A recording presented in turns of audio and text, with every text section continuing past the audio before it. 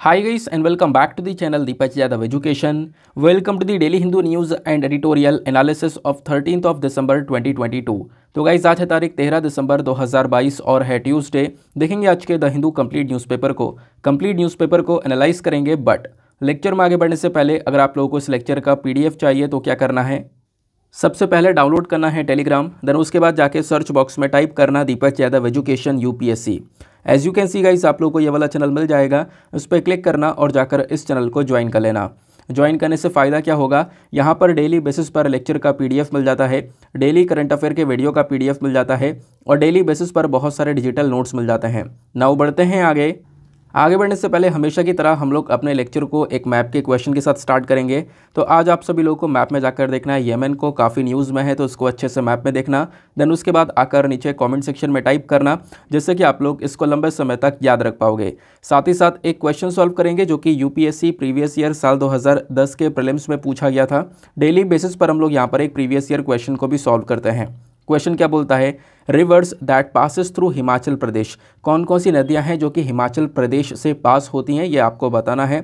नीचे आपको चार ऑप्शंस दिए गए हैं। ऑप्शन ए बोलता है Beas and Chenab only, option B Beas and Ravi only, option C Chenab Ravi Sutlej only, या फिर option D Beas Chenab Ravi Sutlej and Yamuna. तो इसका सही आंसर आप सभी को नीचे कमेंट सेक्शन में देना है। एटलीस्ट सभी को इसमें पार्टिसिपेट करना है, जैसे मैं आप लोगों से डेली बेसिस पर बोलता हूं। बाय द वे इसका जो करेक्ट आंसर है वो मैंने आपको टेलीग्राम पर प्रोवाइड करवा दिया है, वहां से भी चेकआउट कर सकते हो। और अगर वहां पर आंसर नहीं मिलता है तो भी कोई परेशान होने की ज़रूरत नहीं है, वीडियो के लास्ट में इसके करेक्ट आंसर का डिस्कशन हम लोग करेंगे। तो चलो शुभारंभ करते हैं और चलते हैं सबसे पहले थंबनेल वाले इंपॉर्टेंट आर्टिकल की तरफ। लेकिन इसको डिस्कस करने से पहले मैं आपको बता दूँ, आज का जो वीडियो है वो बहुत ही ज़्यादा लेट हो चुका है। आपको पता होगा लगभग जब मैं इस वीडियो को रिकॉर्ड कर रहा हूँ तो लगभग 12:45 के आसपास का समय हो रहा है, तो अभी इसे रिकॉर्ड करूँगा। हालांकि अच्छी बात यहाँ पर यह है कि आज के न्यूज़पेपर में कुछ ज़्यादा इंपॉर्टेंट चीज़ें नहीं थी जो कि आपकी छूट रही हो, लेकिन कुछ चीज़ें हैं जो कि वाकई में इंपॉर्टेंट हैं, तो उन सबको मैं कवर करूँगा। तो मॉर्निंग में आज मैं वीडियो नहीं लेकर आ पाया हूँ क्योंकि मॉर्निंग में बहुत ज़्यादा फीवर था, मतलब कल रात से ही काफ़ी ज़्यादा फीवर था और प्रॉब्लम हो रही थी, हेल्थ इश्यूज़ हो रहे थे, जिसकी वजह से मैं वीडियो रिकॉर्ड नहीं कर पाया था। और उसको लेकर मैंने एक मैसेज डाल दिया था टेलीग्राम पर और साथ ही साथ में यूट्यूब की कम्युनिटी पोस्ट पर, जहां पर काफ़ी सारे लोग देख चुके हैं, है ना। अभी भी जिन लोगों को मैसेज नहीं मिला था वो लोग मुझे पर्सनली काफ़ी सारे मैसेजेस कर चुके हैं कि सर आज का वीडियो क्यों नहीं आया, है ना। तो कुछ हेल्थ इश्यूज़ की वजह से वो वीडियो रिकॉर्ड नहीं कर पाया था, बट अभी थोड़ा सा बेटर फील हो रहा है तो मैंने सोचा कि चलो वीडियो रिकॉर्ड कर लेते हैं, ज़्यादा बैकलॉग क्रिएट नहीं करते हैं। जो भी आज 6-7 आर्टिकल हैं उनको डिटेल से डिस्कस करेंगे विद बैकग्राउंड इन्फॉर्मेशन।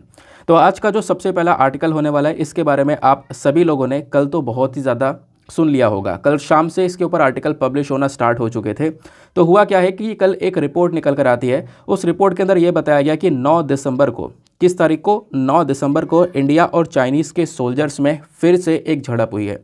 अभी आपको पता होगा इससे पहले 2020 में गलवान वैली के अंदर इंडियन और चाइनीज़ सोल्जर्स के बीच में एक हाथापाई हुई थी, है ना, गलवान वैली पर। फिर उसके बाद से अब कुछ इस प्रकार का फिर से एक और इंसिडेंट देखने को मिला है, लेकिन ये गलवान वैली पर नहीं हुआ है, ये अरुणाचल प्रदेश के जो आप कह सकते हो एक रीजन है तवांग वाला, वहाँ पर देखने को मिला है ये पूरा का पूरा क्लैश, जिसको लेकर ये सारी इन्फॉर्मेशन आई है। मैंने आपको क्या बताया है, ये सब हुआ है 9 दिसंबर को। हालांकि हम सभी लोगों को थोड़ा सा लेट पता चला है, तो 12 दिसंबर को यानी कल के दिन ही सारी की सारी इन्फॉर्मेशन रिलीज़ हो चुकी थी। अगर आप लोग ट्विटर पर जाओगे तो मिनिस्ट्री ऑफ डिफेंस या फिर जो हमारे डिफेंस मिनिस्टर है राजनाथ सिंह जी, इन्होंने भी यहाँ पे कल शाम को ही लगातार ट्वीट किया है इस सभी चीज़ों के बारे में। लगातार ढेर सारे आर्टिकल्स फिर उसके बाद में यहाँ पर पब्लिश होना स्टार्ट हो चुके हैं। तो बताया ये जा रहा है कि देखो लगभग चाइना की साइड से 600 के आसपास जो सोल्जर्स हैं ना वो आ रहे थे, और वो सब यहाँ पर खासकर जो अरुणाचल प्रदेश का रीजन है ना, वहाँ पे जो LAC आपको देखने को मिलेगा उसके पास में, उसके बियॉन्ड यहाँ पर उनकी दस्तक मारने की कोशिश थी, एक पेट्रोलिंग करने की कोशिश थी, जिसको यहाँ पर इंडिया ने ऑब्वियस ही बात है रोका भी है। और इंडियन सोल्जर्स यहाँ पर पूरी तरह से रेडी थे, हमारी आर्मी रेडी थी, जिन्होंने यहाँ पर इनको जवाब दिया। लेकिन आप देखोगे ऑब्वियसली बात है सिचुएशन थोड़ी सी ख़राब देखने को ये मिली, क्योंकि इंडियन सोल्जर्स भी यहाँ पर काफ़ी सारे इंजर्ड हुए हैं, लगभग 8-9 सोल्जर्स इंजर्ड हुए हैं, जैसा यहाँ पर अलग अलग रिपोर्ट्स बता रही हैं। और जो चाइनीज़ सोल्जर्स है लगभग 10 के आसपास चाइनीज़ सोल्जर्स भी यहाँ पर इंजर्ड हुए हैं, बहुत बुरी तरह से इंजर्ड हुए हैं। लेकिन जो हमारे पास में रिपोर्ट्स आती है उसके अंदर ये बताया गया, आर्मी ने इनफैक्ट ये मेंशन कर रखा है कि इस इंसिडेंट के तुरंत ही बाद में दोनों तरफ से डिसएंगेजमेंट देखने को मिला, यानी कि इंडियन और साथ ही साथ में चाइनीज सोल्जर्स वहाँ से पीछे पीछे हट गए थे। तो सभी यहाँ पर पीछे हट गए थे, तुरंत डिसएंगेजमेंट देखने को मिला। उसके बाद जो दोनों तरफ से कमांडर्स है इन्होंने यहाँ पर एक फ्लैग मीटिंग भी रखी है ताकि यहाँ पर डिस्कस किया जा सके इन सारे इश्यूज़ को। तो इस प्रकार से एक मीटिंग भी की गई तुरंत, ताकि यहाँ पर जो शांति है उसको वापस से रीस्टोर किया जा सके, उस शांति को यहाँ पर बनाए रखा जा सके। ठीक है ना। इससे पहले मैंने आपको बताया इस प्रकार का पहला इंसिडेंट कब हुआ था, 15 जून 2020 में यहाँ पर इस प्रकार का इंसिडेंट हुआ था, जब लगभग हमारे 20 जवान शहीद हो गए थे इस पूरे के पूरे इंसिडेंट के अंदर गलवान वैली में। हालांकि यहाँ पर चाइना के भी ढेर सारे सोल्जर्स मारे गए थे, है ना। ऐसा भी हम लोगों ने काफ़ी बार इसके बारे में मेंशन कर रखा है। तो ये पूरी सिचुएशन मैंने आपको बता दी है, जो कि लगातार आज के न्यूज़पेपर्स के अंदर सभी जगह पर देखने को मिलेगी। अब थोड़ा सा मैं आप लोगों को मैप पर लेकर चलता हूँ, मैप के ऊपर कुछ इन्फॉर्मेशन को दिखा देता हूँ। जब हम बात करते हैं अरुणाचल प्रदेश की, तो हमारे नॉर्थ ईस्ट इंडिया का ही एक हिस्सा आपको एक स्टेट ये देखने को मिलेगा ऊपर वाला, ठीक है ना। इसके ऊपर आपको यहाँ पर ये चाइना देखने को मिल जाता है, चाइना के साथ में अपने बाउंड्रीज़ को ये शेयर करता है। तो अरुणाचल प्रदेश ये रहा, ऊपर ये रहा चाइना। यहाँ पर एक छोटा सा जो रीजन है ना, यही है तवांग रीजन। हालांकि यहाँ पर चाइना की कोशिश ये है, देखो चाइना मानता यह है कि जो अरुणाचल प्रदेश है ना, ये तिब्बत का पार्ट हुआ करता था, तो मतलब यहाँ पर चाइना इस पर्टिकुलर रीजन को लेना चाहता है। ऐसे कई बार इश्यूज़ यहाँ पर चाइना की साइड से देखने को मिले हैं। काफ़ी बार यहाँ पे जो आसपास के रीजन हैं उसके नाम बदलकर चाइनीज़ नेम रखने स्टार्ट कर दिए थे, इसके बारे में हमने पढ़ा हुआ है। तो यहाँ पे जो तवांग से रीजन आपको ये जो दिख रहा है ना, इसी वाले रीजन के अंदर ये पूरी की पूरी जो झड़प है वो देखने को मिली है। जब आप लोग देखोगे इस प्रकार से, तो अरुणाचल प्रदेश का मैप आपको कुछ इस प्रकार से जूम करके देखने को मिलेगा। इसके आसपास के जो डिस्ट्रिक्ट्स हैं वो सारी की सारी इन्फॉर्मेशन यहाँ पर आपको देखने को मिलेगी। जस्ट ऊपर जो यहाँ पर रीजन है ना, ये तिब्बत वाला रीजन है जिसको यहाँ पर चाइना ने कब्जा रखा है, और यहाँ पे पास में तवांग वाला रीजन है जिसके बारे में मैंने आपको ऑलरेडी मेंशन करवा दिया है, ठीक है ना। देन उसके बाद आपको नेक्स्ट आर्टिकल ये वाला देखने को मिलेगा। ये आर्टिकल इंपॉर्टेंट है, इसको आप लोग जीएस पेपर नंबर 3 इकोनॉमी से लिंक कर सकते हो। आर्टिकल में क्या बात की जा रही है, रिटेल इन्फ्लेशन के बारे में। तो बताया ये जा रहा है कि जो रिटेल इन्फ्लेशन है falls below 6% mark for first time in 2022। अब ये चीज़ आपके लिए इंपॉर्टेंट हो जाती है। आपने देखा होगा इससे पहले जितने भी इन्फ्लेशन को लेकर आर्टिकल्स आ रहे थे, वहाँ पर मैंने बोला ही नहीं है कि आप लोग इसके बारे में ध्यान रखना, ये चीज़ ध्यान रखना नहीं बोला है। लेकिन यहाँ पर कुछ इंपॉर्टेंट चीज़ ये निकल कर आती है कि 2022 में पहली बार ऐसा देखने को मिला कि नवंबर के महीने में जो इन्फ्लेशन रेट है ना, वो 6% से नीचे रहा। तो कहोगे इसमें क्या खास बात है, तो अब इसको समझने से पहले एक बैकग्राउंड समझना होगा। बैकग्राउंड यहाँ पर यह है कि जब हम लोग बात करते हैं इन्फ्लेशन की, तो हमारी जो आरबीआई है ना, इनका एक टारगेट है। टारगेट यहाँ पर क्या है कि जो महंगाई है ना वो कितनी रहनी चाहिए, 4+-2। 4+-2 का टारगेट रहता है। इसका मतलब है कि मिनिमम 2% के आसपास इन्फ्लेशन होना चाहिए और मैक्सिमम 6% के आसपास। ना 6% से ज़्यादा होना चाहिए महंगाई, ना 2% से कम होनी चाहिए, क्योंकि दोनों ही हमारी इकोनॉमी के लिए बहुत ज़्यादा बुरी रहने वाली हैं। तो हुआ क्या, इस बार साल 2022 के अंदर हम लोग देख पा रहे थे कि हमेशा ही हर महीने हम देख पा रहे थे कि हो क्या रहा था कि जो इन्फ्लेशन है वो 6% से ऊपर जा रहा था। बट अभी नवंबर के महीने में पहली बार क्या हुआ है कि जो ये रिटेल इन्फ्लेशन है, अब एक होलसेल इन्फ्लेशन होता है और एक रिटेल इन्फ्लेशन होता है, दोनों के बीच में क्या डिफरेंसेस होते हैं वो मैं अभी आपको समझाऊंगा। तो हुआ क्या कि जो रिटेल इन्फ्लेशन है ना, वो अब की बार 6% से थोड़ा सा कम होता हुआ नजर आया, और ये साल 2022 में पहली बार देखने को मिला। तो एग्जैक्टली ये कितना था, लगभग 5.88%। तो 5.88% के आसपास नवंबर के महीने में रिटेल इन्फ्लेशन ये नज़र आया है। बात क्लियर हो गई। अब ये मैंने आपको बताया कि नवंबर के महीने का, इससे पहले अक्टूबर के महीने में भी जो ये रिटेल इन्फ्लेशन था वो 6.77% था, और उससे पहले भी जितने महीने हैं साल 2022 के अंदर, उन सभी टाइम में 6% से ऊपर ये महंगाई चल रही थी। बट पहली बार ये 6% से कम होकर 5.88% के पास पहुंची है। रीज़न क्या है, अचानक कैसे यहाँ पर ये महंगाई कम हो गई? तो रीज़न यहाँ पर मेंशन किया जा रहा है कि जो वेजिटेबल्स हैं और साथ ही साथ में एडिबल ऑयल है, इनके जो दाम है, इनके अंदर एक तरीके से गिरावट देखने को मिली है, ठीक है ना। जो एडिबल ऑयल है, खाने वाला जो हम लोग तेल इस्तेमाल करते हैं, उसके दाम गिरे हैं, वेजिटेबल्स के दाम गिरे हैं, जिसके बेसिस पर यहाँ पर आप कह सकते हो रिटेल इन्फ्लेशन भी कम हुआ है, ठीक है। अब आप यहाँ पर एक पर्टिकुलर ग्राफ को देख पा रहे होंगे। इस ग्राफ में 2020 से लेकर सारी की सारी इन्फॉर्मेशन दी है। इस ग्राफ को पढ़ने की बिल्कुल भी ज़रूरत नहीं है, या फिर ये जो इन्फ्लेशन का रेट है ये ध्यान में रखने की भी ज़रूरत नहीं है, क्योंकि ये हर साल आता है और हर साल चेंज होता है। जैसे अभी दिसंबर के महीने में जो भी यहाँ पर इन्फ्लेशन रेट रहेगा वो हमें नेक्स्ट ईयर जनवरी में पता चल जाएगा। तो हर साल ये डेटा आता रहता है, ऊपर नीचे होता रहता है, तो इसके ऊपर बिल्कुल भी जोर ना डालना। बस खाली इतनी सी इन्फॉर्मेशन जो मैंने आप बताई है ये यहाँ पर दिमाग में रखनी है। अब करना क्या है, सवाल बन सकता है, बिल्कुल इस आर्टिकल से सवाल बन सकता है कैसे बन सकता है मैं आपको तरीका बताऊंगा, क्योंकि जो हमारे पास में प्रीवियस ईयर क्वेश्चंस होता है ना, उन्हीं का एनालिसिस करके हम क्या कर सकते हैं, यूपीएससी की नस पकड़ सकते हैं कि हाँ कहाँ से सवाल एग्जैक्टली बन सकता है, ठीक है ना। यहाँ से चीज़ें पूछी जाती हैं। तो इन्फ्लेशन का टॉपिक भी एक फेवरेट टॉपिक रहा है, हर साल कहीं ना कहीं बहुत सारे क्वेश्चन देखने को मिले हैं। तो करना क्या है कि पहले आपको इन्फ्लेशन के बारे में जो स्टैटिक पार्ट है आपकी स्टैटिक बुक्स के अंदर है उसको कवर कर लेना है। चलो मैं आपको वो सारी इन्फॉर्मेशन कवर करवाता हूँ कि आखिरकार क्या क्या पता होना चाहिए। जब भी बात करते हैं इन्फ्लेशन की तो सिंपल सी डेफिनेशन है, rise in the price of goods and services, वो हमारा इन्फ्लेशन कहलाता है, ये सभी को पता है।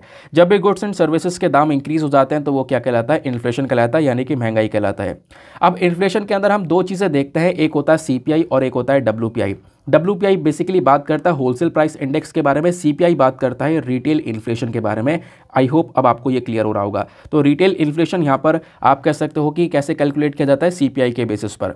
अब ध्यान रखना जो सीपीआई होता है ना, यहाँ पे हम लोग क्या मेजर करते हैं, तो कंज्यूमर प्राइस इंडेक्स में हम लोग मेजर करते हैं प्राइस के चेंजेस को in the perspective of a retail buyer. आप हो मैं हूँ, जो हम लोग बायर है ना, जो भी हम लोग सामान खरीद रहे हैं उन सामान के दामों के अंदर जो बदलाव हो रहे हैं उस चीज़ को यहाँ पर मेजर किया जाता है।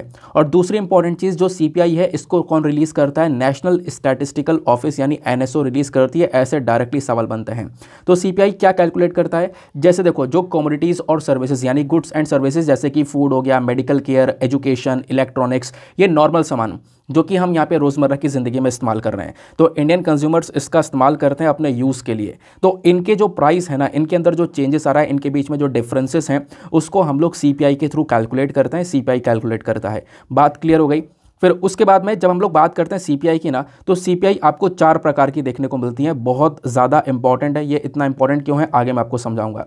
तो 4 प्रकार की सीपीआई नज़र आती हैं। एक होता है CPI for industrial workers. Industrial workers के लिए यहाँ पर अलग सीपीआई है, एग्रीकल्चरल लेबरर्स के लिए सीपीआई अलग है। फिर है एक सीपीआई फॉर रूरल लेबरर्स, फिर आता है एक CPI for urban rural combine. तो अर्बन रूरल वाले के लिए अलग है और बाकी ये 3 सेक्टर्स अलग देखने को मिलेंगे। फिर से मैं रिपीट करता हूँ, CPI for industrial worker, CPI for agricultural labourer, CPI for rural labourer और CPI for rural urban combine. अब एक और बहुत इंपॉर्टेंट चीज़, जो ये मैंने आपको 4 प्रकार की सीपीआईज बताई है ना, इनमें से जो पहली 3 सीपीआई है, पहली 3 सीपीआई कौन कौन सी हैं मैं आपको एक बार दिखा देता हूँ, आईडब्ल्यू, एएल और साथ ही साथ में आरएल वाली। तो ये जो पहली 3 सीपीआई है ना, इनको कौन तैयार करता है, इनको कंपाइल किया जाता है लेबर ब्यूरो के थ्रू, जो कि हमारी ministry of labour and employment के अंडर में आता है। और जो चौथा वाला सीपीआई है यानी कि रूरल और अर्बाइन कंबाइन वाला जो सीपीआई है ना, इसको तैयार करती है नेशनल स्टैटिस्टिकल ऑफिस, ठीक है ना, जो कि ministry of statistics and programme implementation के अंडर में आता है। सीपीआई का बेस ईयर 2012 है। 2012 के अकॉर्डिंग हम यहाँ पर जब भी देखते हैं ना महंगाई कितने स्तर पर है, तो 2012 से हम लोग यहाँ पर एक कंपैरिजन करते हुए नजर आते हैं। और जो मॉनेटरी पॉलिसी कमेटी होती है ना, एमपीसी जो है, वो हमारे सीपीआई का ही डेटा इस्तेमाल करती है इन्फ्लेशन को कंट्रोल करने के लिए, जब भी महंगाई को कंट्रोल किया जाता है। क्योंकि आपको पता होगा महंगाई को लेकर जो भी रेट वगैरह सेट करना हो गया, repo rate, reverse repo rate, ये जो सारी चीज़ें हैं वो सब हमारी मॉनेटरी पॉलिसी कमेटी ही मेजर करती है। अच्छा, मॉनेटरी पॉलिसी कमेटी में टोटल कितने मेंबर्स होते हैं, फटाफट नीचे कमेंट सेक्शन में बताओ। रिसेंटली एमपीसी न्यूज़ में था, मैंने आपको समझाया भी था। तो हुआ क्या, एमपीसी यहाँ पर इसी वाले सीपीआई डेटा का इस्तेमाल करता है इस महंगाई को कंट्रोल करने के लिए। बात क्लियर हो गई। तो ये ध्यान रखना, ये हमने पढ़ा है किसके बारे में, कंज्यूमर प्राइस इंडेक्स के बारे में। तो आप सोचोगे सर इतनी सारी इन्फॉर्मेशन पढ़ रहे हैं, क्या ये काम में आएगी क्या? हाँ बिल्कुल, एक बार चेक करते हैं इसको। तो ये देखो यूपीएससी का साल 2015 का प्रीवियस ईयर का क्वेश्चन है। साल 2015 में ये सवाल पूछा जाता है। सवाल क्या बोलता है, which of the following brings out the consumer price index number for industrial worker. मैंने आपको बताया सीपीआई के बारे में और मैंने आपको बताया सीपीआई के 4 प्रकार के बारे में, industrial worker, agricultural labourer, rural urban combine, ये मैंने आपको 4 प्रकार बताए थे ना। तो इसमें से आपसे पूछा यह गया है कि जो इंडस्ट्रियल वर्कर के लिए सीपीआई है ना, ये कौन लेकर आता है। ऑप्शन ए बोलता है reserve bank of India, option B department of economic affairs, option C labour bureau या फिर option D department of personnel and training. तो इसका सही आंसर क्या है, तो आप पता चल गया होगा। सही आंसर यहाँ पर ऑप्शन सी देखने को मिलेगा, क्योंकि जब मैंने 4 प्रकार बताए थे स्टार्टिंग के जो तीनों हैं ना, वो बेसिकली हमारा लेबर ब्यूरो ही लेकर आता है, जो कि ministry of labour and employment के अंदर में आता है। तो ऑप्शन नंबर सी जो है वो इसका करेक्ट आंसर हो जाएगा। बात क्लियर हो गई। अब थोड़ा सा हम लोग डब्ल्यूपीआई के बारे में बात कर लेते हैं, होलसेल प्राइस इंडेक्स, क्योंकि इन्फ्लेशन पढ़ रहे हैं तो पूरा चैप्टर खत्म करते हैं, वो ज़्यादा बेहतर रहेगा। होलसेल प्राइस इंडेक्स की बात आती है तो हम लोग यहाँ पे क्या करते हैं, जब भी गुड्स और सर्विसेज को खरीदा बेचा जाएगा बल्क में, बल्क में यानी इकट्ठा ढेर सारा थोक के लेवल पर यहाँ पर अगर सामान का ट्रेड हो रहा है तो उसके अंदर जो प्राइसेस चेंज हो रहे हैं ना, उन्हीं को हम लोग मेजर करते हैं और वो चीज़ें यहाँ पर WPI के तहत आती है। होलसेल प्राइस इंडेक्स उन चीज़ों को मेजर करता है। बात क्लियर हो गई। अब होलसेल प्राइस इंडेक्स यहाँ पर पब्लिश किया जाता है इकोनॉमिक एडवाइज़र यानी ministry of commerce and industry के अंडर के तहत। अब उसके बाद में यहाँ पे देखो, अच्छा ये तो मैंने बता दिया ऑलरेडी, CPI WPI के बीच का डिफरेंस है, ये हमने ऑलरेडी यहाँ पे कवर कर लिया है। बस इतनी सी इन्फॉर्मेशन ध्यान रखना। एक और चीज़ चेक कर लेते हैं। देखो एक और सवाल आपसे पूछा गया है, मतलब कि इन्फ्लेशन को लेकर ही, इन्फ्लेशन से लिंक होता हुआ सवाल है। थोड़ा सा लॉजिक लगाओगे ना तो इस वाले सवाल को सॉल्व कर पाओगे। 2011 में एक क्वेश्चन पूछा गया था, economic growth is usually coupled with. Economic growth किसके साथ ज्वाइन होता हुआ नजर आएगा? Option A deflation, option B inflation, option C stagflation या फिर ऑप्शन डी हाइपर इन्फ्लेशन। तो इकोनॉमिक ग्रोथ किस चीज़ के साथ में लिंक होती है आपको बताना है। वैसे इसका करेक्ट आंसर आपको ऑप्शन बी देखने को मिलेगा, इन्फ्लेशन। यानी अगर महंगाई बढ़ेगी ना, उससे इकोनॉमिक ग्रोथ भी बढ़ेगी। मतलब देखो होगा क्या, जब लोग पैसा खर्च करना स्टार्ट करेंगे, जब पैसा खर्च कर रहे हैं लोग उसको बढ़ाना स्टार्ट करेंगे, डिमांड भी बढ़ेगी, डिमांड बढ़ेगी जिससे यहाँ पर महंगाई देखने को मिलेगी, इन्फ्लेशन होगा। अब इन्फ्लेशन होगा तो इससे क्या होगा, जो इकोनॉमिक ग्रोथ है वो आपको ये देखने को मिल जाएगी। इस वजह से यहाँ पर बोला जाता है इकोनॉमिक ग्रोथ जो है ना वो हमारी कपल होती है, लिंक होती है इन्फ्लेशन के साथ में। क्योंकि जब हम लोग पैसा ज़्यादा खर्च करते हैं तो डिमांड यहाँ पर इंक्रीज़ हो रही है, डिमांड इंक्रीज़ होगी, इन्फ्लेशन होगा और उससे यहाँ पर इकोनॉमिक ग्रोथ आपको यहाँ पर देखने को मिल जाती है। बात क्लियर हो गई। तो इस प्रकार से यहाँ पे कुछ क्वेश्चंस भी पूछे गए थे। आई होप आपको यहाँ पर डेटा क्लियर हो चुका है। CPI रिटेल इन्फ्लेशन और होलसेल इन्फ्लेशन क्या है, इनके बीच का डिफरेंस क्लियर हो चुका होगा। CPI और WPI के बीच का डिफरेंस क्लियर हो चुका होगा। नेक्स्ट आर्टिकल पर आते हैं, लेकिन आगे बढ़ने से पहले मेक श्योर करना वीडियो पे जो लाइक का बटन है उसको प्रेस कर देना। एक छोटा सा टारगेट है 5K प्लस लाइक्स का, जिसको आप लोग अचीव करवा सकते हो। साथ ही साथ में मेरे साथ में इंस्टाग्राम पे कनेक्ट कर सकते हो। इंस्टाग्राम पे जाना, सर्च बॉक्स में टाइप करना दीपक यादव एजुकेशन, आपको ये वाला प्रोफाइल मिलेगा। यहाँ पे आप मेरे साथ में पर्सनली कनेक्ट कर पाओगे। और जो भी स्टार्टिंग में आपसे सवाल पूछे गए हैं, प्रीलिम्स का सवाल पूछा गया है, उसके बाद में आपसे मैंने एक मैप का क्वेश्चन पूछा है, उनके आंसर नीचे कॉमेंट सेक्शन में ज़रूर से दिया करो। नाउ नेक्स्ट पेज पर दो और इंपॉर्टेंट आर्टिकल आते हैं हमारे पास में, जिनको हम लोग बिल्कुल भी स्किप नहीं कर सकते और इनको पढ़कर हम लोग काम अपना खत्म करेंगे आज का। तो इंपॉर्टेंट है, समझेंगे इसके बारे में। सबसे पहली चीज़ आपको यहाँ पर ये वाला आर्टिकल देखने को मिलेगा। राज्यसभा ने पास कर दिया futuristic energy conservation bill to further regulate carbon emission. जो पोल्यूशन है ना, जो कार्बन एमिशन बेसिकली निकल रहा है ना, इसको रेगुलेट करने के लिए, इसको कंट्रोल करने के लिए राज्यसभा ने एक एनर्जी कंजर्वेशन बिल को पास किया है। तो एनर्जी कंजर्वेशन बिल के बारे में तो आपको डेफिनेटली पता होना चाहिए। ये टॉपिक इसलिए भी इंपॉर्टेंट है क्योंकि एनवायरमेंट के अंदर पोल्यूशन, कॉन्फ्रेंस ऑफ पार्टीज़ की मीटिंग, ऐसे टॉपिक लगातार ये न्यूज़ में बने हुए हैं। तो इस बिल के बारे में भी आपने ज़रूर से पता होना चाहिए। अब हुआ क्या कि इस पूरे आर्टिकल में बिल के बारे में कोई इन्फॉर्मेशन दी ही नहीं है, कुछ भी इन्फॉर्मेशन नहीं देखने को मिलेगी। तो करूंगा क्या, मैं आपको इस पूरे बिल का डेटा प्रोवाइड करवाऊंगा। जब आप लोग इस बिल के बारे में सर्च करोगे ना तो सरकार की वेबसाइट्स के ऊपर आपको PRS के ऊपर पूरा डिटेलिंग्स मिली हुई है। तो वहीं से मैं डिटेलिंग्स लेकर आया हूँ। तो बिल्कुल ऑथेंटिक तरीके से हम लोग इस बिल का डिस्कशन करेंगे कि आखिरकार इस बिल में क्या क्या है। तो राज्यसभा ने मंडे में इस एनर्जी कंजर्वेशन अमेंडमेंट बिल को क्लियर कर दिया, इसको पास कर दिया है। इससे पहले यहाँ पर इसको अगस्त में लोकसभा के अंदर पास किया गया था। ऑब्वियसली बात है, पहले लोकसभा में पास होगा, फिर राज्यसभा में पास होगा, देन उसके बाद में यहाँ पर प्रेसिडेंट का एक अप्रूवल मिलेगा, उनके एसेंट के बाद में ये जाकर एक्ट बन जाएगा। सभी को यहाँ पर ये पूरा प्रोसेस पता है। अब बात यहाँ पर यह की जाती है कि ये जो बिल है ना, इसकी मांग क्या है। नाम से पता चल रहा है एनर्जी कंजर्वेशन बिल। इसकी मांग यहाँ पर यह है कि हम लोग क्या करें, जो फॉसिल फ्यूल आज के समय पर इस्तेमाल कर रहे हैं ना, उसको इस्तेमाल ना करके green hydrogen, green ammonia, biomass और इथेनॉल जैसी चीज़ों का हम लोग इस्तेमाल करें, जिससे कि जो पोल्यूशन है हमारे एनवायरनमेंट के अंदर वो हम लोग रोक सकें। तो इसको लेकर यहाँ पर बातचीत की जा रही है। इसी को लेकर ये एनर्जी बिल कंजर्वेशन लेकर आया गया है, कंजर्वेशन बिल लेकर आया गया है। अब इसके अंदर पता है कुछ बिल्डिंग्स को लेकर बातचीत करी गई है, जिसको लेकर आपस में डिस्कशन किया जा रहा है। तो पता है इस आर्टिकल में वो टॉपिक बिल्कुल भी क्लियर है ही नहीं, चाहे आप खुद भी रीड करोगे तो कन्फ्यूज हो जाओगे पूरी तरह से। चलो मैं आपको थोड़ा सा बैकग्राउंड के साथ में एक डिटेलिंग्स प्रोवाइड करवाता हूँ कि आखिरकार कैसे यहाँ पर ये बिल एक कारीगर साबित होने वाला है। तो सरकार ने इंट्रोड्यूस किया एनर्जी कंजर्वेशन बिल इन राज्यसभा। समझते हैं कि आखिरकार क्या है ये बिल। तो इस बिल के अंदर भारत ने क्या किया है, एक अपने यहाँ पर आप कह सकते हो कि एक जिम्मेदारी ये ली है कि हम लोग क्या करेंगे, जैसे कि हम लोगों ने अलग अलग टारगेट्स ले रखे हैं। आपको पता होगा 2070 तक हमें इंडिया को नेट न्यूट्रल की तरफ बढ़ाना है। फिर उसके बाद में 2030 तक हमारे काफ़ी सारे टारगेट है कि हमें लगातार 1 बिलियन टन से पॉल्यूशन को कम करना है। ऐसे कई सारे टारगेट्स हम लोगों ने अपने लिए सेट कर रखे हैं। तो हमने उन्हीं टारगेट्स को अचीव करना है इस बिल की मदद से। तो रिसेंटली यहाँ पर ये बिल इसीलिए लेकर आया जाता है। नाउ ये जो बिल है ना, ये क्या करेगा, ये हमारे पुराने वाले एक्ट के अंदर अमेंडमेंट करेगा, क्योंकि मैंने आपको क्या बताया, ये जो बिल है बेसिकली ये क्या है, ये बेसिकली एक अमेंडमेंट बिल है, ठीक है ना। ये आप लोग देखोगे energy conservation amendment bill. Amendment मतलब ये कहीं ना कहीं इसको लेकर पहले से हमारे पास में कानून है, पूरा एक्ट है, उसी के अंदर चेंजेस करके हम एक नया बिल लेकर आ रहे हैं। तो क्या होता है कि हमारे पास में पुराना जो एक्ट है वो है एनर्जी कंजर्वेशन एक्ट 2001, 2001 का एक्ट है। इसको आखिरी बार अमेंड किया गया था 2010 में। इसी के अंदर हम लोग वापस से अमेंडमेंट कर रहे हैं, इस वजह से नाम है एनर्जी कंजर्वेशन अमेंडमेंट बिल 2022, जिसको राज्यसभा के अंदर पास किया गया। बात क्लियर हो गई। चलो अब यहाँ पर क्या क्या अमेंडमेंट्स हैं समझते हैं, लेकिन उससे पहले जो हमारा पुराना वाला एक्ट है इसके बारे में थोड़ी सी इन्फॉर्मेशन ले लेते हैं, क्योंकि इसी के अंदर चेंजेस करे गए हैं। तो जो पुराना वाला एनर्जी कंजर्वेशन एक्ट है ना, ये क्या करता है, हमारी केंद्र सरकार को पावर देता है कि केंद्र सरकार क्या करे, कुछ रूल्स एंड रेगुलेशंस लेकर आए ताकि हम लोग एनर्जी का अच्छे से इस्तेमाल कर सकें, हमारी जो इंडस्ट्रीज़ हैं वो एनर्जी का अच्छे से इस्तेमाल कर सकें, पॉल्यूशन को यहाँ पर कम कर सकें। और साथ ही साथ में इसी एक्ट के तहत क्या किया गया था, एक बॉडी को बनाया गया था जिस बॉडी का नाम है BEE, यानी कि ब्यूरो ऑफ एनर्जी एफिशिएंसी। ये बॉडी यहाँ पर आती है। और 2010 के अंदर जब इस एक्ट के अंदर अमेंडमेंट हुआ था, मैंने आपको बताया ना 2002 के अंदर एक्ट लाया आया गया था, 2010 में इसके अंदर एक छोटा सा बदलाव हुआ था। तो 2010 में जब अमेंडमेंट हुआ था इस वाले एक्ट में, तो क्या किया गया कि जो ब्यूरो ऑफ एनर्जी एफिशिएंसी के डायरेक्टर हुआ करते थे, इन डायरेक्टर का टेन्योर बढ़ा दिया गया था। पहले इनका टेन्योर 3 साल का था, बढ़ाकर 5 साल का कर दिया गया। तो 5 साल तक इस पर्टिकुलर बॉडी के तहत वो डायरेक्टर सर्व कर सकते हैं। तो ये पुराने वाले एक्ट की सारी कहानियाँ हैं। इसमें यह भी बोला गया था कि अगर जो भी हम रूल्स एंड रेगुलेशन लेकर आ रहे हैं उसको कोई फॉलो नहीं करता, उसका वोलेशन करता है, तो उस पर्टिकुलर इंडस्ट्री के ऊपर 10 लाख रुपए तक का यहाँ पर जो पेनल्टी है वो चार्ज की जा सकती है ना। ये बात यहाँ पर मेंशन की गई थी। और साथ ही साथ में अगर मान लो कोई इस ऑर्डर के तहत अगेंस्ट में इसकी कोई अपील करता है ना, जो भी हम रूल्स एंड रेगुलेशन लेकर आए इसके अगेंस्ट में अपील करता है, तो वो अपील कहाँ पे सुनवाई जाएगी, तो उसकी सुनवाई होगी अपीलेट ट्रिब्यूनल जो कि बनाई गई है इलेक्ट्रिसिटी एक्ट 2003 के तहत। तो ये सारी चीज़ें हमारे पुराने वाले एक्ट में थी, ठीक है ना। अब क्या हो रहा है, इसी वाले एक्ट में यानी इसी पुराने वाले में हम लोग कुछ बदलाव कर रहे हैं।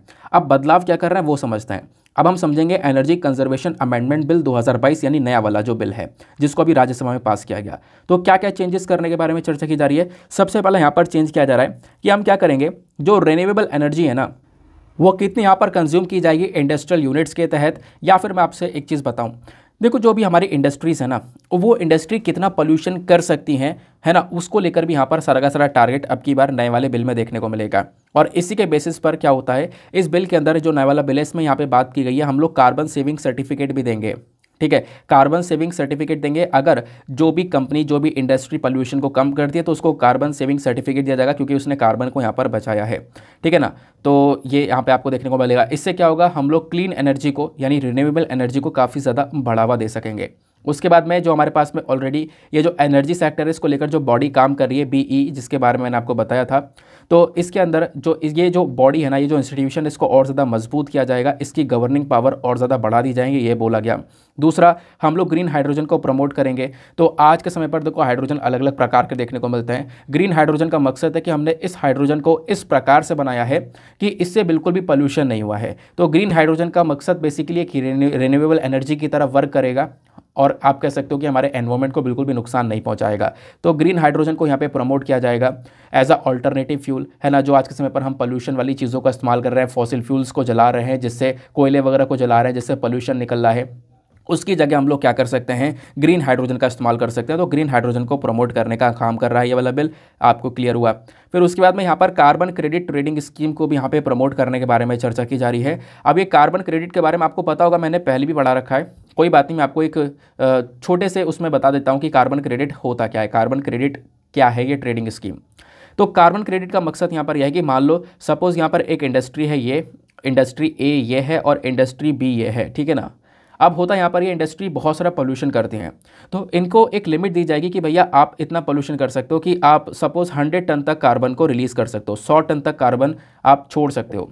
दूसरी वाली इंडस्ट्री को पावर दी गई कि आप 80 टन तक कार्बन को रिलीज़ कर सकते हो। तो इस प्रकार से यहाँ पर अलग अलग इंडस्ट्रीज़ को ये इनकी लिमिट दी जाती है कि आप इतना इतना कार्बन को रिलीज़ कर सकते हो। अब सपोज़ यहाँ पर जो ये वाली इंडस्ट्री है ना, इसने क्या किया, इसने 80 की बजाय इसने 100 टन की बजाय 110 टन के आसपास जो कार्बन है उसका इस्तेमाल कर लिया। इतना कार्बन इसने इतना पोल्यूशन रिलीज़ कर दिया।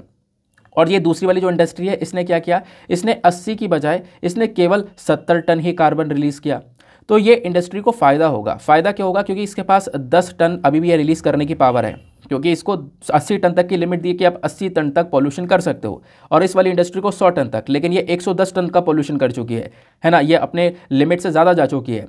और बी वाला क्या है, ये अपनी लिमिट से थोड़ा सा कम रहा है, इसके पास में 10 टन पॉल्यूशन करने की और पावर है। तो ये क्या करेगा कि इसके पास में जो ये बचा हुआ है ना, इसको ये बेच देगा, इस क्रेडिट को यहाँ पर दे देगा। ये वाली जो क्रेडिट है इसको बेचकर यहाँ पर कहीं ना कहीं इससे पैसा कमा सकता है। तो ये 10 टन की पावर इसे दे देगा कि भाई तुम लेकर अपना पूरा बराबर कर लो, है ना, तुम ले लो, इसे बेच लो, इसके बदले मुझे पैसा दे दो। तो ये यहाँ पर कार्बन क्रेडिट स्कीम है, जहाँ पर आपको यहाँ पर एक लिमिट दी जाएगी और उस लिमिट से आप अंडर में रहते हो, तो एक्स्ट्रा जो बचती है तो उसको आप बेचकर उससे पैसा कमा सकते हो। इससे क्या होगा, पोल्यूशन भी कम होगा और इन इंडस्ट्रीज़ को ढेर सारे बेनिफिट्स भी मिलेंगे। तो ये एक मकसद है कार्बन क्रेडिट का कि हम लोग क्लाइमेट चेंज को लेकर अच्छे से काम कर सके, पोल्यूशन को रोक सके। तो उसको लेकर यहाँ पर पहली बार एक इस प्रकार का कॉन्सेप्ट लेकर आया जा रहा है। अभी के समय पर चाइना के अंदर ये वाला कॉन्सेप्ट ऑलरेडी देखने को मिलेगा, चाइना इसको इंप्लीमेंट कर चुका है। बात क्लियर हो गई। फिर इसी नए वाले बिल के अंदर एक और बात की जा रही है बिल्डिंग्स को लेकर। बिल्डिंग्स को लेकर देखो, आज के समय पर जो बिल्डिंग्स की बनावट है ना, वो ऐसी है कि उसमें बहुत सारी गर्मी एब्जॉर्ब होती है। गर्मी एब्जॉर्ब होने का मतलब है कुछ ऐसा मटेरियल इस्तेमाल किया जा रहा है जिससे क्या हो रहा है, अगर सन की रेज उस पर पड़ती है ना, तो सूर्य की गर्मी से वो और ज़्यादा गर्म हो जाता है। गर्म हो जाती है बिल्डिंग, उसके बाद जब बिल्डिंग गर्म होगी तो अंदर एसी की ज़रूरत पड़ेगी। तो एसी कैसे चलेगा? एसी यहाँ पर जब उसको एनर्जी मिलेगी तभी चलेगा, उसके लिए इलेक्ट्रिसिटी की ज़रूरत पड़ेगी। तो ये यहाँ पर बोला गया कि अब यहाँ पर जो बिल्डिंग्स के डिज़ाइन होंगे ना, उनको चेंज किया जाएगा।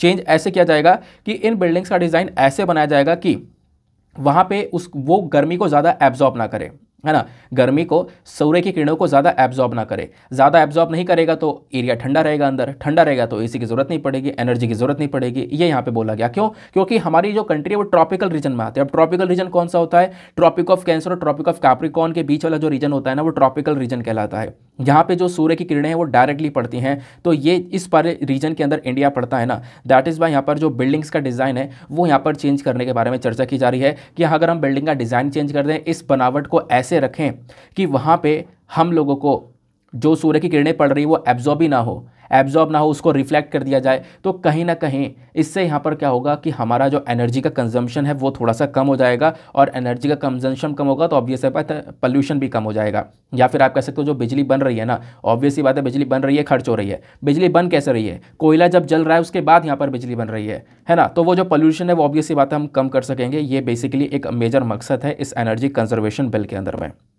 आई होप आपको यहाँ पर ये सारी की सारी बातें बहुत अच्छे से क्लियर हो चुकी हैं।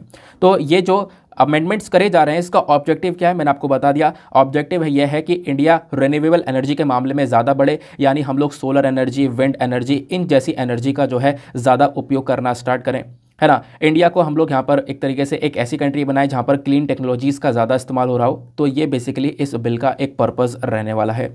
तो ये थी यहाँ पर सारी की सारी इन्फॉर्मेशन एनर्जी कंजर्वेशन बिल के बारे में। तो जो भी मैंने आपको स्टार्टिंग डेटा दिखाया, नीचे आपको जो सारी की सारी इन्फॉर्मेशन देखने को मिली है ना, वो सारा डेटा कहाँ पे मिलता है? वो सारा डेटा आपको पीडीएफ में मिल जाता है। बट करना क्या होगा, जब पीडीएफ डाउनलोड करोगे तो उसके साथ एक ऐप को डाउनलोड कर लेना जिसका नाम है एडोब एक्रोबैट। तो ये वाला जब ऐप डाउनलोड करोगे, इसमें ये पीडीएफ को ओपन करोगे तो आपको इस प्रकार से ये येलो कलर के सारे सिंबल्स नजर आएंगे। इन पे जैसे आप टैप करोगे सारी इन्फॉर्मेशन आपको यहाँ पर दिखनी स्टार्ट हो जाएगी, ठीक है ना। तो बात क्लियर हो गई। चलो नेक्स्ट आर्टिकल पर आते हैं। इसके बाद एक आर्टिकल आपको यहाँ पर ये वाला देखने को मिलेगा। इसको आप लोग जीएस पेपर नंबर 2 हेल्थ से लिंक कर पाओगे। इंपॉर्टेंट है ये भी, तो इसके बारे में सारी इन्फॉर्मेशन हमें लेनी होगी। बात क्या की जा रही है? Benefits of policy on rare disease not reaching patients, ऐसा यहाँ पर एक एमपी का कहना है। तो एक मेंबर ऑफ पार्लियामेंट है, इनका यहाँ पर कहना यह है कि आज के समय पर जो हमारे पास में रेयर डिजीज़ को लेकर एक पॉलिसी थी, जो बीमारियां हैं ना, रेयर डिजीज़ जो है बहुत कमी से देखने को मिलती हैं, लेकिन ये जानलेवा बीमारियां होती हैं। तो इसको लेकर हम एक पॉलिसी लेकर आए थे जिसका नाम था national policy for rare disease. तो ये जो पॉलिसी है ना, इसकी जो फ़ायदे हैं, इसके जो बेनिफिट्स हैं, वो सभी पेशेंट्स तक नहीं पहुंच पा रहे हैं जो कि रेयर डिजीज़ से पीड़ित हैं, ऐसा यहाँ पर इनका कहना है। क्यों? क्योंकि इसके अंदर, इस पॉलिसी के अंदर ढेर सारे इश्यूज़ आ रहे हैं। वो प्रॉब्लम्स क्या हैं वो हम लोग को यहाँ पर समझना होगा। तो आर्टिकल में तो बस खाली इतनी सी कहानी है, लेकिन आपको इस पॉलिसी के बारे में पता होना चाहिए कि आखिरकार ये रेयर डिजीज़ को लेकर हमारे पास में क्या पॉलिसी है। क्योंकि ये मुझे याद है कि हम पिछले साल इस प्रकार की पॉलिसी लेकर आए थे। पिछले साल स्टार्टिंग के कुछ महीनों के अंदर ही नेशनल रेयर डिजीज़ पॉलिसी 2021 को लेकर आया गया था। तो क्या है ये नीति, आओ इसको समझते हैं। Ministry of health and family welfare ने इस पॉलिसी को अप्रूवल दिया था। इस पॉलिसी का मकसद यहाँ पर क्या है कि हम लोग क्या कर सकें कि खासकर जो मेडिसिन है ना, उनको हम लोग लोकल लेवल पर प्रोड्यूस कर सकें। जो दवाइयाँ हैं उसको हम अपने देश में ही उसके ऊपर रिसर्च कर सकें, उसका प्रोडक्शन कर सकें। ये पहला हमारा एम है। दूसरा यहाँ पर है कि जो ट्रीटमेंट है, जो रेयर डिजीज़ को लेकर ट्रीटमेंट होता है ना, उस ट्रीटमेंट का अंदर बहुत सारा खर्चा होता है, उस खर्चे को कम किया जा सके, ये दूसरा इसका मेजर गोल था। तीसरा यहाँ पर यह था कि हम लोग क्या कर सकें, जितनी भी रेयर डिजीज़ हैं उसको समय से पहले, जैसे शुरुआती तौर पर ही हम लोग उसको जांच पड़ताल कर सकें, उसको पता लगा सकें, उसकी डिटेक्शन कर सकें। ठीक है ना। इससे क्या होगा, इससे हम उस इंसान को जल्दी बचा सकेंगे। तो ये कुछ मेजर एम्स थे यहाँ पर इस national policy for rare disease का। अब मैं आपको पहले रेयर डिजीज़ के बारे में बताता हूँ, रेयर डिजीज़ होती क्या है, क्योंकि जब तक ये समझ में नहीं आएगा तब तक काम आगे गड़बड़ाया हुआ रहेगा, कन्फ्यूजन में सब कुछ रहेगा। तो रेयर डिजीज़ यानी बहुत कमी से जो बीमारियां होती हैं उसके बारे में चर्चा कर रहे हैं। तो लगभग 6,000 से लेकर जो 8,000 क्लासिफाइड रेयर डिजीज़ हैं वो यहाँ पर देखने को मिलती हैं। कुछ ऐसी बीमारियां भी हैं जिनके अंदर मतलब आप कह सकते हो कि ऐसी बीमारियां हैं जहाँ पर जिनकी कोई भी थेरेपी नहीं है, कोई भी यहाँ पर ट्रीटमेंट है ही नहीं। कुछ ऐसी भी खतरनाक बीमारियां देखने को मिल जाती हैं। एग्जाम्पल के तौर पर मैं आपको बताऊँ, LSD मतलब लाइजोसोमल स्टेज डिसऑर्डर, फिर उसके बाद में पोम्पे डिजीज़, देन यहाँ पर आता है सिस्टिक फिब्रोसिस, देन उसके बाद muscular dystrophy, then spina bifida, haemophilia. तो ये कुछ यहाँ पे बीमारियाँ देखने को मिलती हैं जिनका जो ट्रीटमेंट है वो काफ़ी मुश्किल हो जाता है, और ये रेयर डिजीज़ के एग्जाम्पल्स हैं। और अगर यहाँ पर आपसे ऑप्शन में दे दिया जाए कि लिजोसोमल स्टोरेज डिसऑर्डर, पोम्पे डिजीज़ और सिस्टिक फिब्रोसिस, और नीचे यहाँ पर आपसे ऑप्शन पूछा जाए ये क्या है ना, अलग अलग चीज़ें नाम देकर पूछा जा सकता है ये क्या है, तो ध्यान रखना ये कुछ रेयर डिजीज़ हैं अलग अलग। लगभग 95% आप देखोगे ना तो वो 95% जो रेयर डिजीज़ हैं उनको लेकर कोई भी प्रॉपरली ट्रीटमेंट आपको देखने को नहीं मिलता है। और रेयर डिजीज़ को क्लासीफाई करने के कुछ और भी अलग तरीके हैं, जैसे कि ये बीमारी इतनी खतरनाक होती है कि कई देशों के अंदर बोला जाता है कि ये बीमारी 10,000 लोगों में से एक व्यक्ति को होती है। कई देशों में बोला जाता है कि 10,000 में से केवल और केवल 6 व्यक्ति यहाँ पर पीड़ित हैं। तो यानी कि बहुत कमी से देखना, इसी को हम लोग बोलते हैं रेयर डिजीज़। हम बात क्लियर हो गई। इंडिया के अंदर लगभग 50 से लेकर 100 मिलियन के आसपास जो पीपल हैं वो कहीं ना कहीं इस रेयर डिजीज़ या डिसऑर्डर से अफेक्टेड हैं, ऐसा आपको यहाँ पर देखने को मिलेगा। तो कंडीशंस यहाँ पर इंडिया के अंदर काफ़ी ज़्यादा बुरी देखने को मिलेंगी। और सबसे बड़ी बात यहाँ पर, इस पर्टिकुलर डिजीज़ को टैकल करने के लिए जो हम पॉलिसी को लेकर आए थे, उस पॉलिसी के अंदर भी करेंट टाइम पे कुछ चैलेंजेस हैं, कुछ इश्यूज़ हैं। वो इश्यूज़ क्या हैं वो मैं आपके साथ में डिस्कस करूँगा। तो रेयर डिजीज़ समझ में आया। रेयर डिजीज़ को टैकल करने के लिए जो पॉलिसी लेकर आए थे इसका मकसद समझ में आया। इसका मकसद है इन डिजीज़ को ख़त्म करने का। अब इस पॉलिसी के मेजर प्रोविजंस के बारे में बात करते हैं कि आखिरकार ये पॉलिसी किस किस चीज़ के बारे में डिस्कशन करती है। तो इस पॉलिसी के अंदर 3 अलग अलग कैटेगराइजेशन दिया गया है ना। 3 जगह पर मतलब 3 अलग अलग ग्रुप बनाए गए हैं। ग्रुप वन यहाँ पर क्या है कि मतलब कुछ ऐसी बीमारी जिसको हम लोग वन टाइम ट्रीटमेंट में सही कर सकते हैं, है ना। कुछ ऐसे डिसऑर्डर को रखा गया है जो एक बार में ठीक हो सकती हैं। ग्रुप 2 के अंदर कुछ ऐसी बीमारियों को रखा गया है जहाँ पे लाइफ लॉन्ग ट्रीटमेंट चाहिए, ज़िंदगी भर का ट्रीटमेंट चाहिए या लॉन्ग टर्म ट्रीटमेंट चाहिए। ग्रुप 3 के अंदर उस वाली बीमारियों को रखा गया है जहाँ पर बहुत ज़्यादा पैसा लगता है और ज़िंदगी भर की थेरेपी चाहिए होगी, ज़िंदगी भर की ट्रीटमेंट चाहिए होगी, और बहुत कम से यहाँ पर इसको हम बीमारी को पता लगा पाते हैं। तो ये 3 अलग अलग कैटेगरीज, अलग अलग ग्रुप बनाए गए हैं रेयर डिजीज़ को लेकर। अब क्या होता है, इस पॉलिसी के तहत ये 3 कैटेगराइजेशन कर दिया गया। उसके बाद यहाँ पर फाइनेंशियल सपोर्ट देने के बारे में चर्चा की जाती है कि होगा क्या कि जो भी व्यक्ति इन रेयर डिजीज से सफ़र कर रहे हैं, जो ग्रुप 1 के अंदर में है, जो कि बीमारी से सफ़र कर रहे हैं, ग्रुप 1 वाली बीमारी, जिनको एक वन टाइम ट्रीटमेंट चाहिए, तो उनके लिए क्या होगा, सरकार क्या करेगी कि फाइनेंशियल सपोर्ट प्रोवाइड करवा देगी। लगभग 20 लाख रुपये का उनको फाइनेंशियल सपोर्ट दिया जाएगा। किस स्कीम के तहत? तो राष्ट्रीय आरोग्य नीति स्कीम के तहत यहाँ पर ये काम किया जाएगा। तो ये जो राष्ट्रीय आरोग्य निधि स्कीम है ना, इस स्कीम का मकसद है कि हम लोग एक फाइनेंशियल असिस्टेंस दे सकें पेशेंट्स को, है ना, एक पैसा प्रोवाइड करवा सकें पेशेंट्स को जो खासकर बिलो पॉवर्टी लाइन रह रहे हैं, उन सभी लोगों को एक फ़ायदा प्रोवाइड करवा सकें जो कि कहीं ना कहीं इस जानलेवा बीमारी से सफ़र कर रहे हैं, ताकि उनको एक मेडिकल ट्रीटमेंट मिल जाए। कहाँ पर? एक गवर्नमेंट हॉस्पिटल के अंदर, जो खासकर सुपर स्पेशलिटी हॉस्पिटल है, वहाँ पर एक ट्रीटमेंट मिल जाए, उसका सपोर्ट यहाँ पर सरकार प्रोवाइड करवाती है। लेकिन यहाँ पे मैंने आपको बताया कि जो 3 कैटेगरीज हैं, ग्रुप 1, ग्रुप 2 और ग्रुप 3, इसमें ग्रुप 1 और ग्रुप 2 वालों को सपोर्ट तो मिल जाता है, लेकिन ग्रुप 3 वालों को कहीं से कहीं तक सपोर्ट इतना मिल नहीं पाता। तो उसके बारे में भी इन्फॉर्मेशन दी गई है। तो सरकार यहाँ पे सपोर्ट प्रोवाइड करवा रही है अलग अलग स्कीम्स के तहत, मैंने आपको बताया। उसके बाद यहाँ पर ना फंडिंग का एक दूसरा तरीका भी है, वो है क्राउड फंडिंग। यानी कि जो भी देखो, इसमें होता क्या है कि एक डिजिटल प्लेटफॉर्म सेटअप किया गया है। उस डिजिटल प्लेटफॉर्म के तहत क्या होगा कि जो भी व्यक्ति यहाँ पर कॉन्ट्रीब्यूशन करना चाहेगा इन लोगों के लिए, रही है कि इनकी रेयर डिजीज़ ठीक की जा सके, या कोई कॉर्पोरेट है, कोई कंपनी है, अगर वो यहाँ पर डोनेशन देना चाहती है, कॉन्ट्रीब्यूशन करना चाहती है, तो वो कॉन्ट्रीब्यूशन कर सकती है और उस पैसों से क्या किया जाएगा, इन रेयर डिजीज़ के पेशेंट्स को ठीक किया जाएगा। तो एक दूसरा फंडिंग का तरीका भी, एक तो फंडिंग का तरीका मैंने आपको बता दिया कि कैसे फाइनेंशियल सपोर्ट सरकार प्रोवाइड करवाएगी, दूसरा ऑल्टरनेटिव फंडिंग आपने समझ लिया। एक चीज़ यहाँ पर इस पॉलिसी में और ऐड करी गई है कि वो जो टर्शरी हेल्थ केयर फैसिलिटीज़ होती हैं, देखो आपको पता होगा जो हेल्थ केयर फैसिलिटीज़ होती हैं, प्राइमरी, सेकेंडरी, टर्शरी, ये ऐसी हेल्थ केयर फैसिलिटीज़ होती हैं। प्राइमरी जो आपके घर के आसपास होती हैं, आप बीमार पड़े गए वहाँ से इलाज करवा लिया। सेकेंडरी जैसे बड़े बड़े हॉस्पिटल्स जहाँ पे अलग अलग लेवल की फैसिलिटीज़ होती हैं। टर्शरी के अंदर और अच्छी अच्छी फैसिलिटीज़ देखने को मिलती हैं, एडवांस लेवल के डॉक्टर्स, एडवांस लेवल की मशीन्स वगैरह भी आपको वहाँ पर देखने को मिल जाती हैं। तो यहाँ पे जो पॉलिसी है इसका मकसद ये है कि हम लोग क्या कर सकें, अपने टर्शरी हेल्थ केयर फैसिलिटीज़ को और ज़्यादा मजबूत कर सकें ताकि वो इन रेयर डिजीज़ को ठीक कर सकें। और इसके लिए इनको क्या किया जाएगा, एक सेंटर ऑफ एक्सीलेंस दिया जाएगा। जो भी यहाँ पर जिनका भी परफॉर्मेंस ज़्यादा अच्छा होगा उनको ये सर्टिफिकेशन, सेंटर ऑफ एक्सीलेंस वाला सर्टिफिकेशन दिया जाएगा। साथ ही साथ में उन पर्टिकुलर फैसिलिटीज़ को, उन हेल्थ केयर फैसिलिटीज़ को एक फाइनेंशियल सपोर्ट भी मिलेगा। लगभग बोला जा रहा है कि जो भी यहाँ पर अच्छा तरीके से काम करता है उसको यहाँ पर हम लोग एक one time financial support 5 crore के आसपास का प्रोवाइड करवा देंगे, ताकि वहाँ पे जो भी फैसिलिटीज़ हैं उसको और ज़्यादा अपग्रेड कर दिया जाए, वहाँ पे जो भी फैसिलिटीज़ हैं उनको और ज़्यादा एडवांस लेवल का बना दिया जाए। तो ये काम भी यहाँ पर इस पॉलिसी के तहत किया जाता है। फिर यहाँ पे बात आती है कंसर्न्स की, यानी कुछ चिंताएँ भी व्यक्त की जाती हैं। वो चिंताएँ क्या हैं, मैंने आपको बताया कि इस फैसिलिटी के तहत जो ग्रुप 1 है और जो ग्रुप 2 है इनको यहाँ पे सपोर्ट मिल जाता है प्रॉपरली, है ना, ये मैंने आपको बताया। लेकिन जो ग्रुप 3 वाले डिसऑर्डर वाले लोग हैं ना, जिनको बहुत ज़्यादा सपोर्ट चाहिए, ज़िंदगी भर का ट्रीटमेंट होता है उनका जो ट्रीटमेंट है वो बहुत ज़्यादा कॉस्टली होता है, इनके लिए कोई ऐसा यहाँ पर सपोर्टिव मैनर में कुछ भी चीज़ देखने को मिलती नहीं है। क्योंकि यहाँ पे जो भी फंडिंग सपोर्ट मिल रहा है ना, वो ग्रुप 3 पेशेंट्स के लिए आपको इतना नहीं देखने को मिलेगा, वो यहाँ पर बोला जा रहा है। इसी चक्कर में जो ग्रुप 3 वाले लोग हैं ना, वो कहीं ना कहीं आप कह सकते हो कि वो क्राउड फंडिंग के ऊपर डिपेंडेंट रहते हैं कि अगर जो भी लोग हैं जो कंट्रीब्यूशन देना चाहते हैं, अगर वो कंट्रीब्यूशन देते हैं, पैसा आया तो ठीक है, नहीं आया तो फिर वो उस प्रॉब्लम को झेलते रहेंगे। ये बात क्लियर हुई। तो ये प्रॉब्लम कहीं ना कहीं नज़र आ रही है, जिसको यहाँ पर आप कह सकते हो एमपी ने राज्यसभा के अंदर मेंशन किया है और बोला है कि देखो कहीं ना कहीं जो पॉलिसी आप लोग लेकर आए हो रेयर डिजीज़ को लेकर, वो लोगों तक नहीं पहुँच पा रही है। आई होप आपको ये बात भी क्लियर हो चुकी है। तो इंपॉर्टेंट आर्टिकल था ये, कुछ इंपॉर्टेंट आर्टिकल्स थे आज के न्यूज़पेपर के अंदर। फिर बात आती है एडिटोरियल की, तो एक लौता एडिटोरियल काम का है वो यहाँ पर ये वाला है। उसके अलावा कुछ भी मत पढ़ना, कुछ भी काम का यहाँ पर है नहीं एग्जामिनेशन के लिए, क्योंकि ऑब्वियस ही बात मैं पढ़ चुका हूँ, उसके बाद ही आपको बता रहा हूँ। तो ये काम का तो है, लेकिन यार ये एक ऐसा एडिटोरियल है जिसको हमने पढ़ के घिस दिया है। कहोगे ऐसा क्या पढ़ लिया, तो यहाँ पे कॉलेजियम सिस्टम के बारे में चर्चा की जा रही है। जुडिशरी और साथ ही साथ में गवर्नमेंट के बीच में जो यहाँ पर फ्रिक्शन है, जो इनके बीच में यहाँ पर एक कॉन्फ्लिक्ट देखने को मिलेगा, उसके बारे में डिस्कशन की जा रही है। देखो क्या है ना मुद्दा, मैं आपको थोड़ा सा इसके बारे में इन्फॉर्मेशन देता हूँ। हुआ क्या, यहाँ पे सुप्रीम कोर्ट का एक बात है जो कि यहाँ पर सुप्रीम कोर्ट बार बार कह रही है।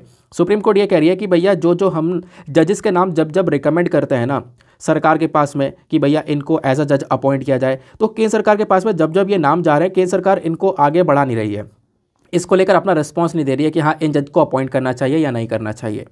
तो सुप्रीम कोर्ट ने यह बात उठाया, तो केंद्र सरकार इसके रिस्पॉन्स में ये बोलती है कि जजेस का जो अपॉइंटमेंट का प्रोसेस है ना, वही यहाँ पर सही नहीं है, इस वजह से हम आगे नाम बढ़ा भी नहीं रहे हैं। अब अपॉइंटमेंट का प्रोसेस क्या है, तो आपको पता होगा जो भी यहाँ पे जैसे सुप्रीम कोर्ट के अंदर जजेस को हमने अपॉइंट करना है, तो अपॉइंटमेंट के लिए क्या होता है, एक कॉलेजियम सिस्टम को बनाया गया है, ठीक है ना। क्या बनाया गया है, कॉलेजियम सिस्टम। अब जो वो कॉलेजियम है उसके अंदर टोटल कितने मेंबर्स होते हैं, टोटल 5 मेंबर्स होते हैं। अब उन 5 मेंबर्स में से आप सभी को पता है एक तो होते हैं हमारे चीफ जस्टिस ऑफ इंडिया, और बाकी यहाँ पे जो 4 होते हैं वो सीनियर मोस्ट जजेस होते हैं सुप्रीम कोर्ट के। तो ये 5 लोग आपस में डिस्कशन करके, कंसल्टेशन कर बातचीत कर क्या करते हैं, आगे यहाँ पर जजेस को अपॉइंट करने का काम करते हैं या जजेस को ट्रांसफ़र करने का काम करते हैं। ठीक है, कॉलेजियम सिस्टम आपको समझ में आया।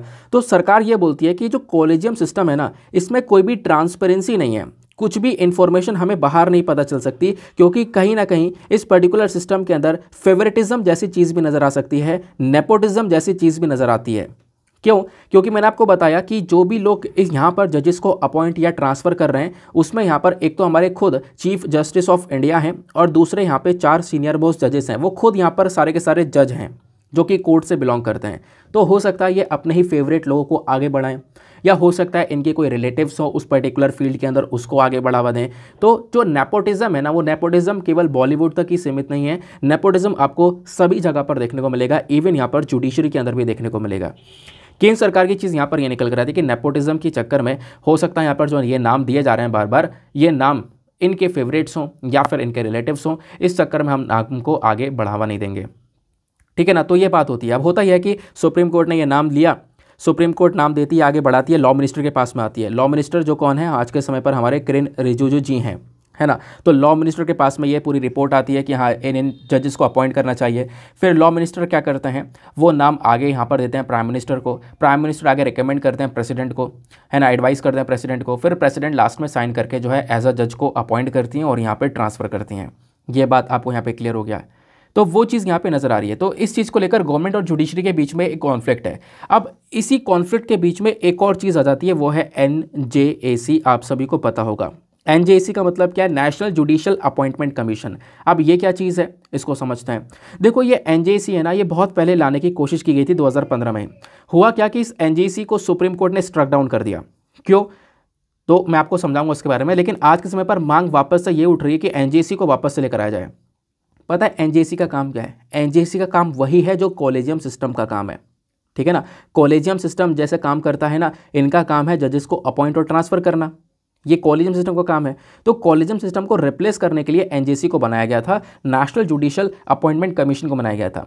लेकिन पता है फ़र्क क्या था, फ़र्क ये था कि कॉलेजियम सिस्टम में टोटल 5 मेंबर्स थे, एक CJI थे और 4 सीनियर मोस्ट जजेस थे।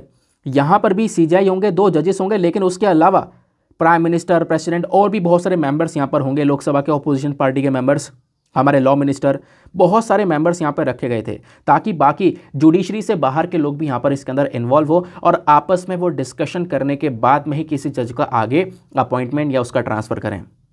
तो इससे क्या होगा, इससे यहाँ पर जो कॉलेजियम सिस्टम के अंदर अगर नेपोटिज्म जैसी चीज़ देखने को मिल रही है तो वो चीज़ आगे बढ़ावा नहीं मिलेगा। यहाँ पे और भी लोग होंगे इस पर्टिकुलर मैटर को देखने के लिए। तो इस NJAC को लाने की तैयारी करी गई थी, इसका बिल लेकर आया गया, लेकिन हुआ क्या, सुप्रीम कोर्ट ने इसको स्ट्रक डाउन कर दिया। सुप्रीम कोर्ट ने 99th अमेंडमेंट एक्ट को ख़त्म कर दिया। स्ट्रक डाउन करते हुए बोला कि कहीं ना कहीं ये जो बॉडी है ना, ये NJAC सरकार जो लेकर आ रही है, ये कहीं ना कहीं जुडिशरी की इंडिपेंडेंसी को हनन कर रही है। जुडिशरी क्योंकि इंडिपेंडेंट बॉडी है तो जुडिशरी के इंडिपेंडेंसी का वॉल्यूशन किया जा रहा है, तो इस प्रकार से हटा दिया गया। तो आज के समय पर वही मांग वापस से की जा रही है। वापस से क्या की जा रही है कि NJAC को वापस से लेकर आया जाए, कॉलेजियम सिस्टम की जगह NJAC काम करेगा। आई होप आपको यहाँ पर ये पूरा का पूरा सिनेरियो क्लियर हो गया है। तो वही यहाँ पर एक टसल देखने को मिल रहा है गवर्नमेंट और जुडिशरी के बीच में, जिस टसल के बारे में ये सारी की सारी इन्फॉर्मेशन आपको यहाँ पर देखने को मिलेगी। तो क्या है फ्रिक्शन गवर्नमेंट और जुडिशरी के बीच में, आई होप आपको यहाँ पर क्लियर हो चुका होगा। तो एक छोटा सा आर्टिकल था, ज़्यादा कुछ था नहीं, मतलब आर्टिकल तो लेंदी है लेकिन बहुत सिंपल शब्दों में समझा दिया है, क्योंकि ये बहुत ज़्यादा न्यूज़ में था पिछले कुछ समय में। दैट इज़ वाई यहाँ पर हमने बहुत बार इसका कवरेज कर रखा है। मैंने आपसे इसके ऊपर एक आंसर राइटिंग करवा ली, एक मेंस का क्वेश्चन करवा दिया है, आपको याद होगा, प्रीलिम्स के सवाल सॉल्व करवा दिए हैं। तो ये आर्टिकल हम बिल्कुल घोट कर पी चुके हैं, तो इस वजह से यहाँ पर ज़्यादा अब फोकस करने की आवश्यकता इतनी है नहीं, फिर भी समझ चुके हैं। नाउ अब चलते हैं हम लोग अपने प्रीलिम्स वाले सवाल की तरफ। तो प्रीलिम्स का जो सवाल था कि कौन कौन सी नदियां हैं जो कि हिमाचल प्रदेश से पास होती हैं, 2010 में सवाल पूछा गया था। तो इसका करेक्ट आंसर है option number D, Beas, Chenab, Ravi, Sutlej and Yamuna. ये चारों ही नदियां आप देखोगे, सॉरी पांचों ही नदियां जो है ना, ये पांचों ही नदियां यहाँ पर अरुणाचल प्रदेश से, सॉरी हिमाचल प्रदेश से बहती हुई नजर आती हैं। तो इसका करेक्ट आंसर क्या है मैंने आपको बता दिया। आज कोई भी मेंस का क्वेश्चन नहीं है क्योंकि आज वीडियो ऑलरेडी काफ़ी लेट था, तो इस वजह से कोई मेंस का क्वेश्चन मैंने लिया नहीं है। बस इतना था, डिस्कशन था। मिलते हैं आप लोगों से अगले वीडियो में। आज के लिए bye bye, have a nice day, thank you and जय हिंद।